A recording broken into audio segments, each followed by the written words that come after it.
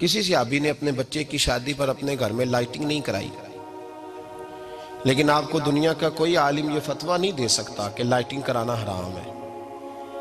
آپ شادی کے موقع پہ ساری گلی سجا لو، آپ ساری چھتوں پہ لائٹنگ کرا لو، کوئی آدمی یہ آپ کو فتویٰ نہیں دے سکتا کہ شادی کے موقع پر لائٹنگ کرانا جائز نہیں۔ کبھی سنا ہے آپ نے کسی سے؟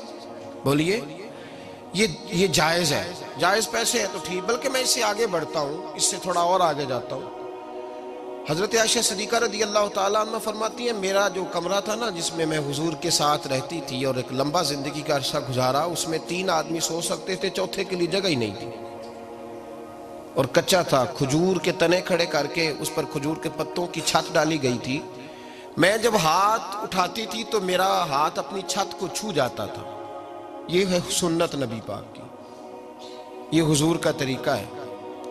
بتائیے پکے گھر میں، لینٹر والے گھر میں رہنا جائز کہ ناجائز؟ کیوں جی؟ حضور تو کچے مکان میں رہتے تھے، آپ نے کیسے پکا بنا لیا؟ اللہ کی محبوب علی دین کو اس کی اصل بات میں سمجھے، آپ ایسا نہ کریں جس میں انتشار اور امت تقسیم ہو، اس کا اصل مزاج دیکھیں۔ مہندی کے موقع پہ اگر کوئی آدمی 6 دیگیں دال چاول کی پکاتا ہے تو منع نہیں، جائز پیسوں سے پکائے۔ انہیں لائٹنگ لگوائی، کوئی منع نہیں، سارے محلے کو کھانا کھلایا، کوئی منع نہیں، بلکہ نبی پاک نے فرمایا بہترین مسلمان ہی وہ ہے جو سلام پہلے لے اور روٹی زیادہ کھلائے، تو بہترین مسلمان ہے۔ ناجائز کیا ہے؟ ناجائز ہے شادی کے موقع پر بینڈ باجا بجانا، اس میں رقص کرنا، اس میں بھنگڑے ڈالنا، عورتوں مردوں کا اختلاط ہونا، عورتوں کی مووی بنانا، یہ چیزیں ناجائز ہیں۔ تو جو ناجائز ہے اس پہ پابندی لگائی جائے گی، جو جائز ہے اس کے بارے میں یہ کہا جائے گا کہ بھائی احتیاط کی جائے، سنت کی طرف دیکھا جائے تو بہتر یہی ہے۔ لیکن اگر کوئی کسی آدمی کے پاس جائز پیسے ہوں، وہ 100 کنال کے گھر میں رہے، اگرچہ سنت یہ نہیں، اور یہ تو کوئی فتویٰ نہیں نہ دے سکتا کہ حرام ہے تیرا 100 کنال کے گھر میں رہنا، کہ ہے فتویٰ کہیں آپ نے سنا؟ تو ہمارے ہاں تکلیف کا معاملہ یہ ہے۔ دیکھیں میرے بھائی، کسی بھی صحابی نے، بڑے درد کے ساتھ بات کر رہا ہوں اور یہ میرا درد ہے، میں درد سے اپنے دل کو، اپنے ایمان کو حاضر ناظر کہہ کے بات کر رہا ہوں۔ امت بٹ جاتی ہے ہر موقع پہ یار، ہر جگہ ہی تقسیم ہو رہی ہے امت مسلمہ، ہر روز کچھ نہ کچھ فتوے ایسے مل جاتے ہیں جس میں دراڑیں پڑتی ہیں۔ کسی صحابی نے کسی مسجد کے اندر اشتہار چھپوا کے، اعلان کرا کے درس قرآن کرایا ہے کبھی؟ سیرت النبی کا جلسہ، ختم بخاری، مدرسے کا دستار فضیلت کا جلسہ، آپ نے اشتہار پڑھے ہیں نا؟ یہ سارے مکاتب فکر کے ہوتے ہیں کہ نہیں ہوتے؟ کسی صحابی نے اس طرح، وہ تو روز درس قرآن دیتے تھے، لیکن اس طرح اشتہار چھپوا کے، پوسٹر لگا کے، اور مصر سے کسی صحابی کو اسپیشل بلوا کے یا یمن سے بلوا کے مسجد کے اندر کبھی درس قرآن کے اجتماعات کرائے، سیرت النبی کے جلسے، ختم بخاری کے؟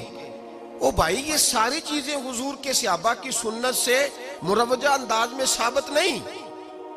مجھے بتا میرے بھائی، میں درد کے ساتھ تجھ سے سوال کرتا ہوں کہ سیرت النبی کے جلسے میں تو پشاور سے مولانا بلائے، پنڈی سے بلائے، تو گجرات اور کراچی سے لوگوں کو بلا کر کے اگر سیرت کا جلسہ کرائے، اور تو اس میں ایک آدمی کو کراچی سے بلوایا جا رہا ہے تو تو نے اس کو 20,000 کی ٹکٹ بھی دی، اور اشتہار پہ بھی جلسے پہ خرچ ہوا، پھر لنگر بھی پکا، کھانا بھی تو نے کھلایا، نہ تجھے کوئی بیوہ یاد آئی، نہ تجھے کوئی مسکین یاد آیا، نہ تجھے کوئی غریب یاد آیا؟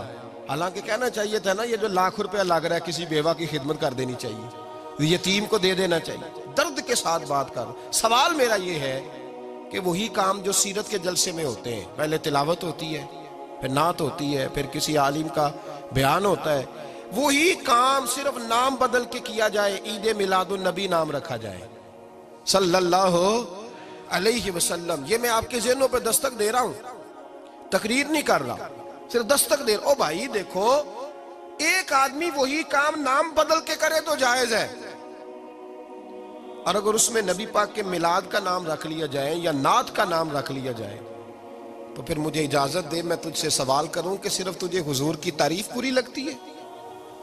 پھر مجھے اجازت دے کہ میں تجھ سے پوچھوں کہ صرف تجھے نعت اچھی نہیں لگتی؟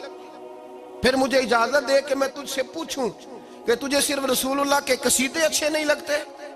دے مجھے اجازت کہ میں تجھ سے سوال کروں کہ جہاں ذکر رسول کی بات آئے وہاں تو پریشان کیوں ہوتا ہے؟ تجھے پتہ ہی نہیں یہ تو وہ ذکر ہے کہ رب فرماتا ہے تم بیان کرو نہ کرو وَرَفَعْنَا لَكَ ذِكْرَكَ، محبوب میں نے خود تیرے چرچے ساری دنیا میں بلند فرما دیے۔